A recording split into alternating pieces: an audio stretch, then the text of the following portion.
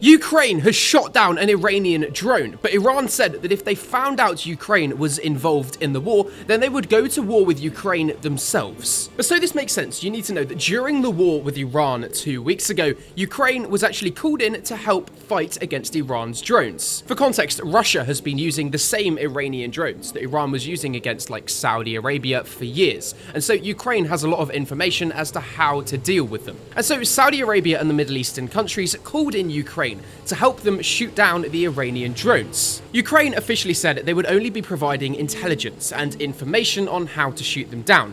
They never said they would actually be shooting them down. Although Iran did make it very clear that if Ukraine does get involved and they do shoot down the drones, then it will be a massive escalation.